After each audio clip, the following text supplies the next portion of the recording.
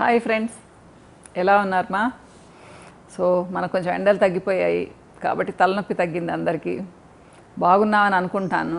నేనైతే చాలా బాగున్నాను. మా ఎండల్లో కొంచెం తేడా చేసింది. అంటే ఇంట్లో కూర్చొని ఉన్నా కానీ తేడా చేసేదన్నమాట. అంత ఎండలు కదా ఈసారి. ఈరోజు నేను ఓడిపోవడంలో కూడా గెలవచ్చు అనే విషయాన్ని మాట్లాడదాం అనుకుంటున్నాను. అంటే మీరు అనొచ్చు, ఏంటి మేడం ఓడిపోతే ఎలా గెలుస్తాము అనేసి. నిజమేమ్మా, మన వాళ్ళ దగ్గర మనం ఓడిపోయి కూడా గెలవచ్చు. రిలేషన్స్ మెయింటైన్ చేయాలి అంటే మనం ఓడిపోయామని ఒప్పుకోవాలి. మన ఫ్యామిలీ మెంబర్స్లోనే కొంతమంది చాలా ఈగోయిస్టిక్గా ఉంటారు. ఎలా అంటే అసలు వాళ్ళు చెప్పిందే వేదం. వాళ్ళు చెప్పిన దానికి అంటే 3 కాళ్ళే ఉంటాయి, కుందేలుకు 3 కాళ్ళు అంటే మనం నమ్మాలన్నమాట. అంటే ఇప్పుడు జనరేషన్ అనుకోవచ్చు, ఎందుకు మేడం అలా ఎందుకు ఉండాలి, కరెక్ట్గా మాట్లాడాలి, నిజం మాట్లాడాలి, ఎందుకు వాళ్ళు అలా చెప్తే ఎందుకు ఒప్పుకోవాలి అనేసి. ఫ్యామిలీ బాండింగ్ నిలబడాలి అంటే కొన్నిసార్లు తగ్గడంలో తప్పు లేదమ్మా. అనుకున్నాం కదా, ఎవరు పర్ఫెక్ట్ కాదు. ఒక చిన్న ఎగ్జాంపుల్ చెప్తాను చూడండి.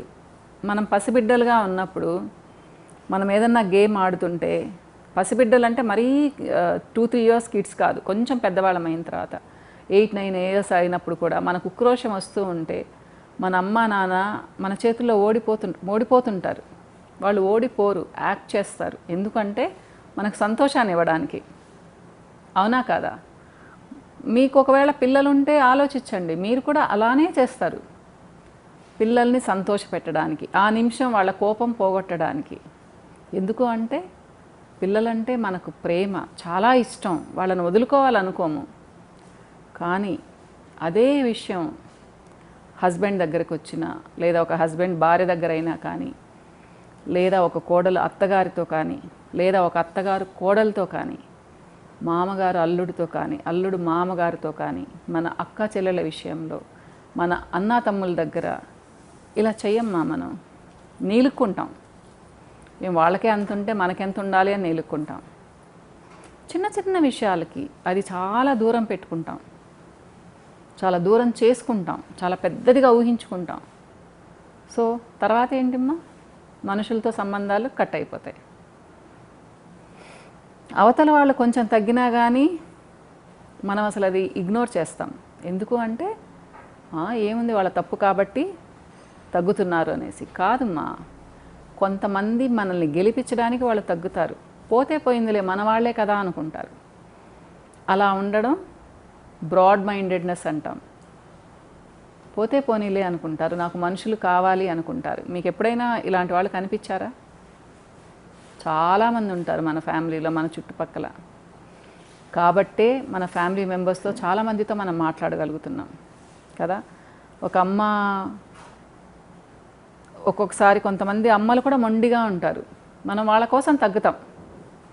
అమ్మే కదా, పోనీలే, అమ్మని ఎందుకు ఇబ్బంది పెట్టడం అనుకుంటాం.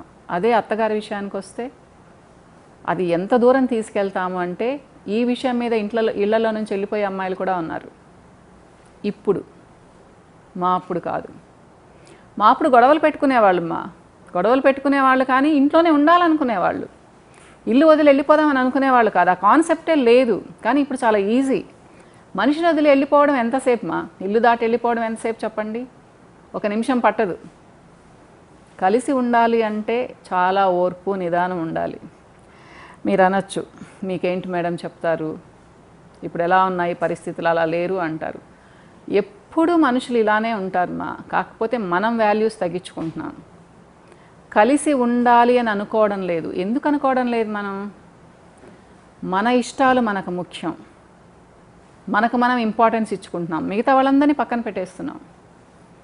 నా ఇష్టం నాకు, నా రూమ్ బాగుండాలి, నా బాత్రూమ్ యూజ్ చేయకూడదు, నా ప్లేట్ ఇలా ఉండాలి, నాకు నచ్చిన కూర ఉండాలి, నాకు నచ్చిన డ్రెస్ వేసుకోవాలి, నాకు నచ్చినట్టే ఉండాలి, అత్తగారు వచ్చినా నేను చెప్పినట్టే వినాలి, లేదా కోడలు ఉన్నా అత్తగారు అనుకుంటారు నేను చెప్పినట్టే వినాలి. ఇలా అన్నమాట. పట్టు విడుపు అనేది మర్చిపోతున్నాం.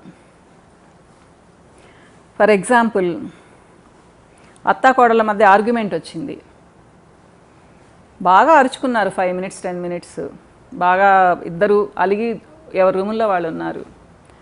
అత్తగారు పెద్దది కాబట్టి పాపం చిన్నపిల్లలే ఏదో తప్పైపోయింది, నేను పెద్దదాన్ని కదా, నేను కొంచెం సర్దుకుందాము అనేసి వచ్చి పోనీలే పాప నువ్వు చెప్పిందే కరెక్ట్ అంటే ఆ కోడలు ఆలోచిస్తుంది నెక్స్ట్ అత్తగారితో పోట్లాడాలంటే.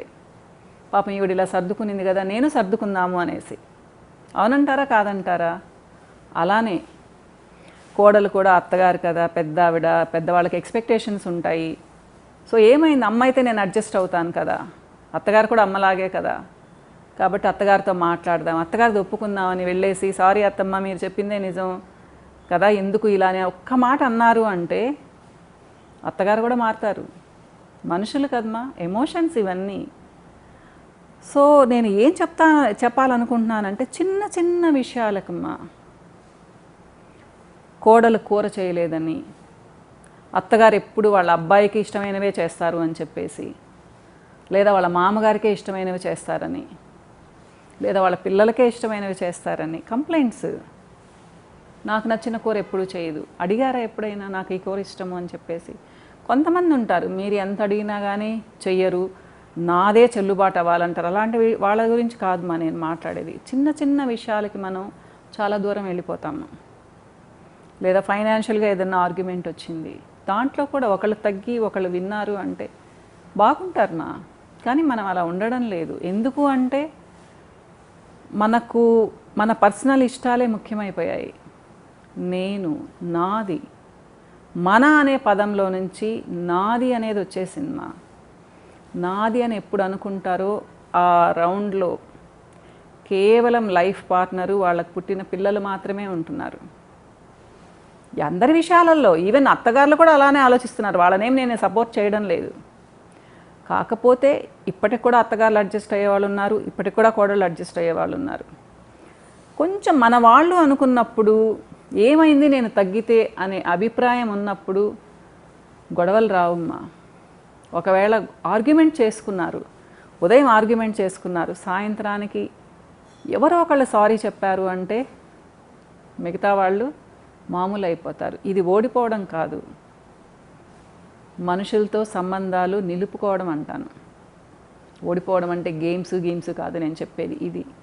అప్పుడు ఏమవుతుందమ్మా, మీరు గెలిచినట్టు కదా. చాలా దూరం వెళ్లకుండా అత్తగారి మనసులో స్థానం సంపాదించారు, లేదా కోడలి మనసులో స్థానం సంపాదించారు. అది ఎంత గొప్ప పని చెప్పండి. గొడవలేసుకోవడం ఏముందా, ఎవరిమైనా గొడవలు వేసుకుంటాం, అది చాలా చీప్ కదా, అంతేనా కాదా? అర్థం చేసుకోవడం అనేది, అడ్జస్ట్ అవ్వడం అనేది మనుషులు చేసే పనిమ్మా, మంచి మనుషులు చేసే పని. ఇలాంటి విషయాలలో మనం అనుకోవాలి, నేను ఓడిపోయినా పర్వాలేదు నేను గెలిచినట్టు అనేసి. అప్పుడు చాలా చాలా సాటిస్ఫాక్షన్ ఉంటుంది. చిన్న ఎగ్జాంపుల్ గుర్తుపెట్టుకోండి, మీ బిడ్డ చేతుల్లో మీరు ఓడిపోతే వాళ్ళకి ఎంత సంతోషంగా ఉంటుందో, అవతల మనిషిని కూడా అలానే అనుకోండి. ఎలా అనుకోవాలి అంటారేమో, మన అనుకుంటే అనుకోవచ్చుమా. నా అత్తగారు, నా మామగారు, నా మరిది గారు, నా తోడి కోడళ్ళు, నా చెల్లెలు, నా అక్క, ఇలా మనుషులతో బాగుందమ్మా, బాగుందాము, మంచి రిలేషన్స్ పెట్టుకుందాము, మన మొహం వెలిగిపోతూ ఉంటుంది. అప్పుడు నాకు ఇంతమంది మనుషులు ఉన్నారు అంటే ట్రై చేద్దామ్మా. సరేనా? ఇంకో వీడియోలో మళ్ళీ కలుస్తాను. బాయ్.